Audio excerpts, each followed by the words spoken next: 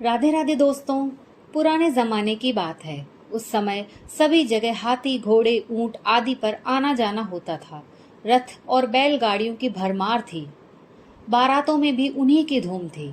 उन दिनों पंडितों की भी भारी पूछ होती थी। जजमान उनकी बड़ी खातिरदारी करते थे। घर में खुशी का कोई भी अवसर हो, पंडित को बुलाना नहीं भूलते थे। पूरे मन से दान दक्षिणा देते थे। इसी तरह पंडितों का गुजारा अच्छा खासा चलता था। ना हल्दी लगती ना फिटकरी, पर रंग चोखा आता। उन्हीं दिनों एक गांव में पंडिताई का काम करने वाले एक पंडित भी अपने 4 बच्चों और पत्नी के साथ रहते थे। पंडित बड़े ही भोले भाले संत जैसे ब्राह्मण थे। सरस्वती तो उनके पास थी, पर लक्ष्मी उनके पास नहीं थी। एक बार उनके घर में भारी तंगी आ गई। रोटियों के लाले पड़ गए। पंडित की पत्नी सुमित्रा ने अपने हथियार चलाने शुरू किए। वो पंडित के पीछे पड़ गई। उसने उसकी ताकत याद दिलाई। पंडिताइन ने पंडित से कहा, तुम जो काम करते हो वही काम मेरे बाप ने किया था और अब मेरे भाई भी कर रहे हैं। हमारे घर में तो किसी चीज की कमी नहीं रही। कभी दान दक्षिणा में एक एक बोरी अनाज की ले आते हैं, और एक तुम हो जो कुछ भी हाथ पर रखते चुपचाप वही लेकर चले आते हो। पंडित ने कहा, मैं तुम्हारे बाप की तरह किसी को बेवकूफ नहीं बना सकता। अगर ऐसा करूंगा तो आगे जाकर भगवान को क्या मुंह दिखाऊंगा। उसी गांव में एक नामी जाट रहता था, जिसकी आसपास के इलाके में अच्छी खासी प्रतिष्ठा थी। एक दिन पंडिताइन ने फिर पंडित से कहा कि जाट को ही गंगा स्नान करा लाओ। अच्छी खासी दान दक्षिणा मिल जाएगी, घर का खर्चा भी चल जाएगा। पंडित ने बहुत बार मना किया और उसे समझाया कि दूर के ढोल सुहावने होते हैं। वो पैसे वाला तो है, पर बड़ा कंजूस है।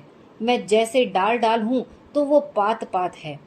पर सुमित्रा के हट के सामने पंडित ने घुटने टेकने पड़े। आखिर झक मार कर पंडित जाट के यहाँ जा पहुंचा। जाट ने उसकी खूब आओ भगत की। पंडित जी ने भी खूब संस्कृत के मंत्र पढ़े, ढेर सारा आशीर्वाद दिया। अब पंडित ने अपना हाथ फेरना शुरू किया। खूब खुशामदी बातों की लल्लो चप्पो की। जाट ने फिर कहा, पंडित जी, अब असली मुद्दे की बात करो। आपने मेरे घर आने का कष्ट कैसे उठाया। पंडित जी ने कहा, चौधरी साहब, परसों सोमवती अमावस्या है। गंगा स्नान का पर्व भी है। आप चाहो तो गंगा स्नान कराएं। जाट पंडित की बात सुनकर प्रसन्न हो गया और बोला, पंडित जी, आपने बड़ी कृपा की है। मुझे खूब याद दिलाया। गंगा स्नान का फल तो जरूर लेना चाहिए। फिर सोमवती अमावस्या का पर्व, एक पंथ दो काज हो जाएंगे। पर्व का पर्व और सैर की सैर। लेकिन पंडित जी, ये बताओ कि किस वाहन से चलोगे। पंडित जी तो थे भोले भाले और हाँ हाँ में हाँ मिलाने वाले। बोले, जिसमें आप राजी हो उसी में हम राजी हैं। ये सुनकर जाट ने कहा, हाथी पर चलना ठीक रहेगा। पंडित जी उछल पड़े और हाँ में हाँ मिलाते हुए बोले, आपने सही कहा, हाथी एकदम ठीक रहेगा। सवारी की सवारी और दर्शन के दर्शन। हाथी की पीठ भी खूब लंबी चौड़ी होती है। चाहो तो पलंग बिछा लो, सोते चले जाओ। इससे अच्छी और कौन सी सवारी हो सकती है।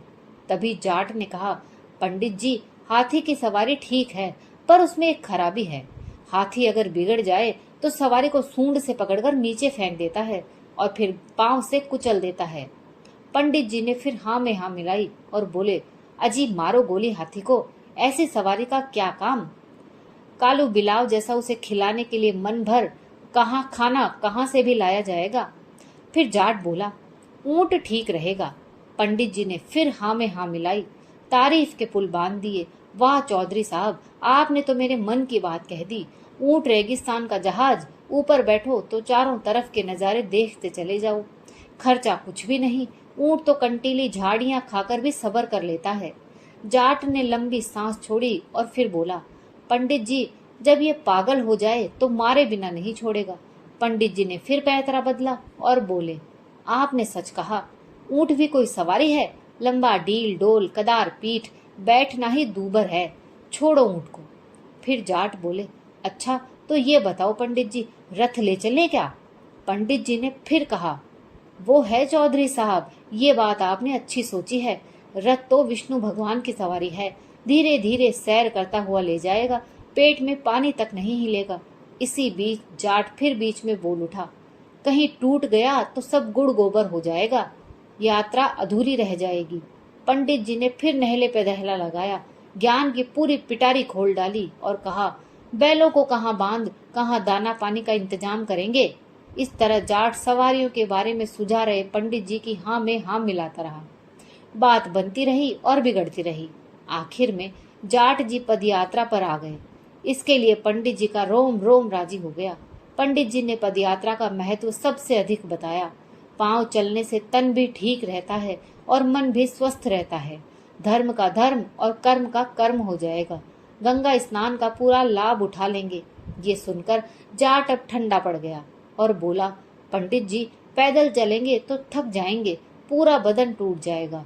शरीर को ऐसा दंड देने से क्या फायदा। हमारे बड़े बुजुर्गों ने कहा है कि घर में स्नान कर लिया जाए तो अच्छा रहता है। आप भी तो कहते हैं मन चंगा तो कठौती में गंगा। ये सुनकर पंडित जी सन्न रह गए। वे फिर कुछ नहीं बोले और वहां से घर की ओर हो लिए। घर पहुंचे तो पंडिताइन ने पूछा कि क्या जाट गंगा स्नान करने को राजी हुए या नहीं। पंडित गुस्से से पैर पटकते हुए अंदर चले गए। पंडिताइन ने दोबारा से फिर पूछा तो पंडित ने कहा, मैं ना कहता था, अगर वो इतना बेवकूफ होता तो इतना धनवान कैसे बनता। गांव के ऐरे गहरे उसे कब कंगाल बना देते।